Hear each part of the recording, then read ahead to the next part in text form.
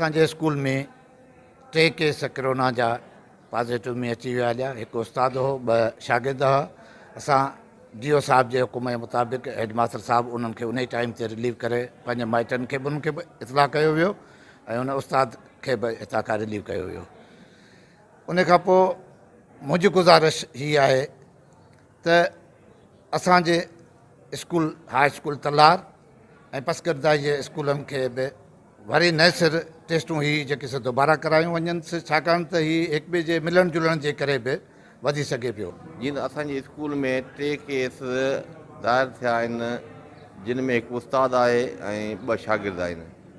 उन खां पोइ असां जीअं स्कूल खुलंदे ई असां बंदोबस्तु कयो हो त बाबा SOP जे हिसाब सां ॿारनि खे माना मुफ़ासिलो रखे विहारियो ऐं ॿियो ॿाहिरि गेट ते पाणी ऐं माना ॿिया जेके साबुण जेको उहो धोइण जे लाइ उहो बि असां रखाया हुआ।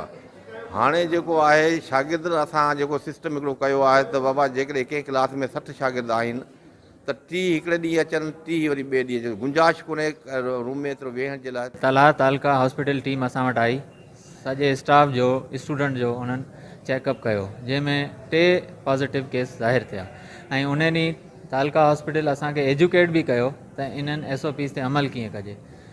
उन्हनि सभिनीनि SOPs ते फ़ौरन अमल थिए पियो, पर हाणे जेके 3 पॉज़िटिव आया आहिनि केस, उन जे लाइ असां सभु परेशान आहियूं त ख़ुदा न ख़ास्ता इन्हनि सां फर्दर त डिज़ीज़ असांजा न फैलिजी वई आहे।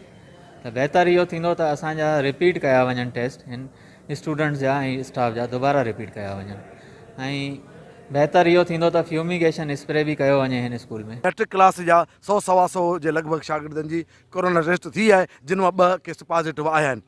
त शागिर्दनि में बि इहो ख़ौफ़ रास आहे त गॾोगॾु उस्तादनि खे बि इहा परेशानी आहे। हाणे हिन वक़्तु स्कूल में बि पोज़ीशन इहा आहे जो उस्तादनि ऐं हेडमास्टर साहिबान स्कूल जी स्ट्रेंथ जेका वधीक आहे उनखे क्लास में अगरि 60 खां 70 ॿार आहिनि त अधु ॿारनि खे हिकिड़े ॾींहुं घुराए पियो वञे ऐं अधु ॿारनि खे ॿिए ॾींहुं घुराए पियो वञे। जेतोणीकि हिननि जे तरफ़ां काफ़ी कोशिशि थी रही आहे, पर इन ख़ौफ़ ऐं हरासमेंट खे कढण जे लाइ इंतिज़ामिया खे इहो तहरीक वठिणो पवंदो, या त हिन स्कूल खे मुकमल स्प्रे करे 2 या 3 ॾींहंनि जे लाइ बंदि करिणो पवंदो, या उन खां अलावा हितां जे हर शागिर्द जी ऐं हर उस्ताद जी ॿीहर जेका सा कोरोना टेस्ट कई वेंदी। कैमरामैन मोहम्मद याकूब खोसो सां गॾु आउं आहियां मोहम्मद सिद्दीक़ थेबो, टाइम न्यूज़।